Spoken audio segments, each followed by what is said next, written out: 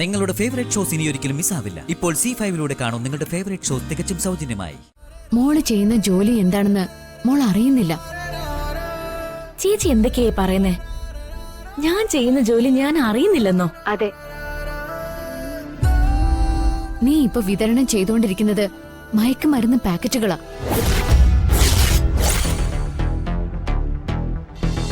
എല്ലാ കാര്യത്തിനും ഞങ്ങൾ ഒത്തൊരുമിച്ച് നിന്നാ പയറ്റുന്നത്. അത് ശരി. മക്കളിൽ ഏറ്റവും മൂത്തവരായി നിങ്ങള് ഈ ഒത്തൊരുമയൊന്നും ഇളയവരുടെ കാര്യത്തിൽ കാണിക്കാത്തതെന്താ? ഓ, ഈ തള്ള ഒരു ദുരന്തം തന്നെ. ഞാൻ വടക്ക് ഇരിക്കാനുള്ളതിന് ഒരച്ഛൻ ആയുഷ്കാലം മുഴുവൻ പണിയെടുത്ത് ഒന്നുമാകാതെ തളർന്നു വന്നിരിക്കുക. അങ്ങനെയുള്ള ഈ കിളവിനെ ഒന്ന് ആശ്വസിപ്പിക്കാനോ ധൈര്യം പകരാനോ ഒരു മക്കള് പോലും ഇല്ലാതായി പോയല്ലോ. അച്ഛനാണെന്ന് പറഞ്ഞാ പോരാ, മക്കളെയൊക്കെ ഒരുപോലെ കാണണം. അവരോട് ന്യായമായിട്ട് പെരുമാറണം.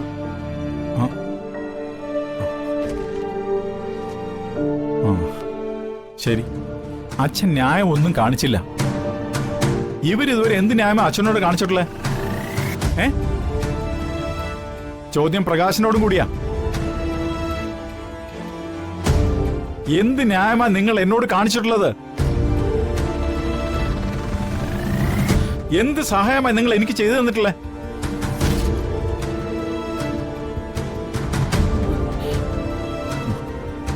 ഒന്നും ചെയ്തിട്ടില്ല എന്നല്ലേ ഈ മൗനത്തിൽ നിന്ന് ഞാൻ മനസ്സിലാക്കേണ്ടത്? ഞാൻ നിങ്ങളോടൊക്കെ നീതിയും ന്യായവും മാത്രമേ പ്രവർത്തിച്ചിട്ടുള്ളൂ. നിങ്ങൾ എന്നോട് കാണിച്ച ദ്രോഹമൊന്നും ഞാൻ മറന്നിട്ടില്ല. വിളിച്ചു പറയണോ ഞാൻ അതൊക്കെ?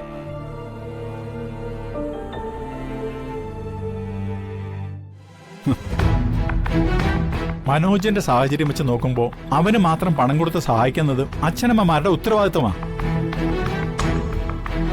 അതും നീതിയിൽപ്പെടുന്ന കാര്യം തന്നെയാ.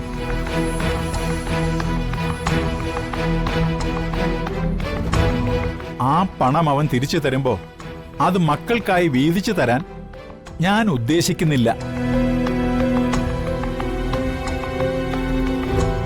അത് സ്വന്തമായൊരു വീടുണ്ടാക്കാൻ ഞാൻ വിനിയോഗിക്കും.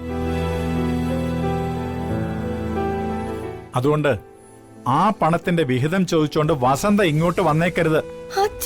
വസന്ത എന്നല്ല, ആരും വന്നേക്കരുത്.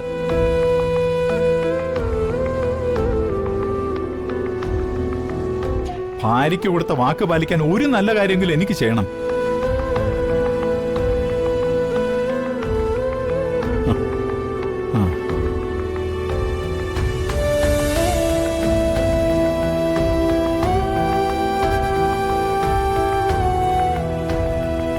കിട്ടാനുള്ള എല്ലാം കിട്ടിക്കഴിഞ്ഞില്ലേ? ഇനി പൊക്കൂടെ?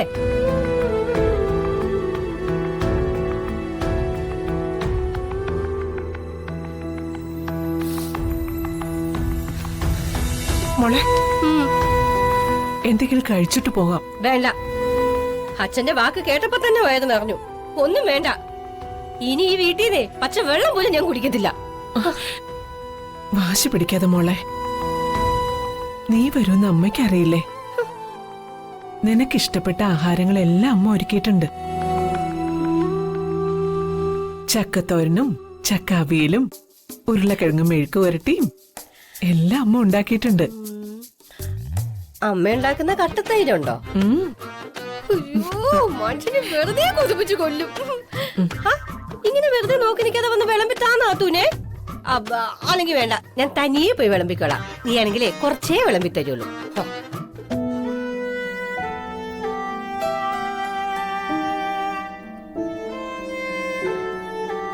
ആരെന്തൊക്കെ ചെയ്താലും ക്ഷമിക്കുന്ന കോടതി തന്നെ അമ്മ. അമ്മയ്ക്ക് സമ അമ്മ മാത്രം.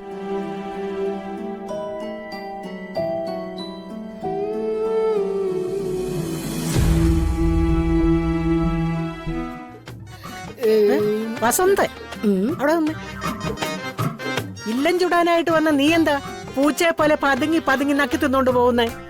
എന്തു പറ്റി? വന്നതേറ്റില്ലേ? എടി, നിന്നോട് ഞാൻ എത്ര പ്രാവശ്യം പറഞ്ഞിട്ടുണ്ട്, കെട്ടിച്ചു വിട്ട പെണ്ണിന്റെ വീട് ഭർത്താവിന്റെ വീടാന്ന്. എടി, അവിടെ നീ ഉള്ളതും കഴിച്ച് അവിടെ കിടക്ക്.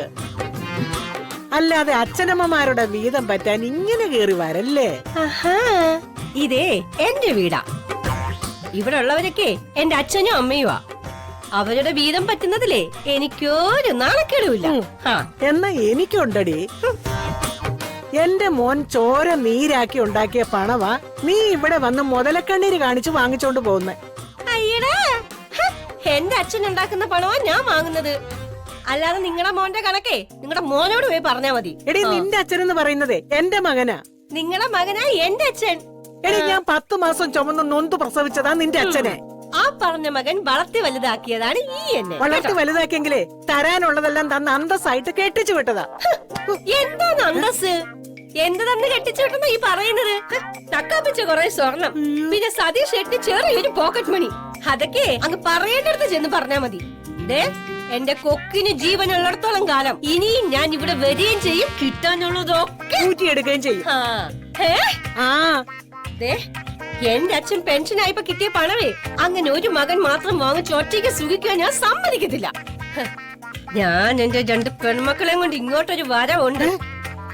അന്ന് രണ്ടിലൊന്ന് അറിഞ്ഞിട്ടേ ഇവിടുന്ന് തിരിച്ചു പോവൂ. അല്ലെങ്കിലേ ഞാനും എന്റെ മക്കളും ഇവിടെ കേറി അങ്ങ് താമസിക്കൂ. പറഞ്ഞേക്ക് 10 മാസം നിങ്ങൾ നൊന്ത് പ്രസവിച്ച നിങ്ങളുടെ മോനോട്. എന്റെ ദൈവമേ, ഇവള് മാധവന്റെ മോള് തന്നെയാണോ അതോ നാടകയോ? പറഞ്ഞിട്ട് കാര്യമില്ല, എല്ലാ വീട്ടിലും കാണുമല്ലോ ഇതുപോലൊരെണ്ണം. എന്റെ ആറ്റുകാലമ്മേ, നീ തന്നെ തോണ.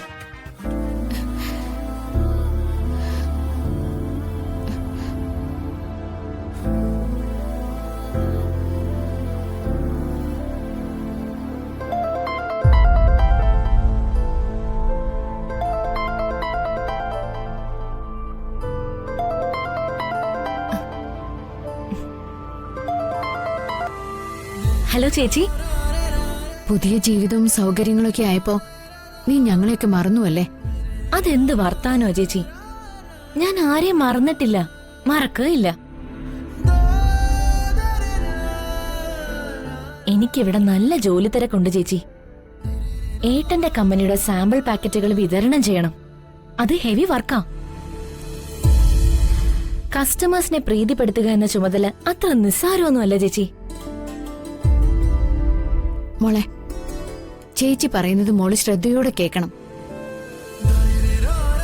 മോള് ചെയ്യുന്ന ജോലി എന്താണെന്ന് മോൾ അറിയുന്നില്ല. ചേച്ചി എന്തൊക്കെയായി പറയുന്നേ? ഞാൻ ചെയ്യുന്ന ജോലി ഞാൻ അറിയുന്നില്ലെന്നോ? അതെ, നീ ഇപ്പൊ വിതരണം ചെയ്തുകൊണ്ടിരിക്കുന്നത് മയക്കുമരുന്ന് പാക്കറ്റുകളാ.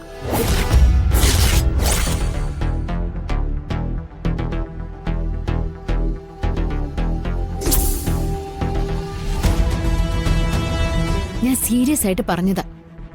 വിക്രം മയക്കുമരുന്ന് കച്ചവടം നടത്തുന്നുണ്ട്.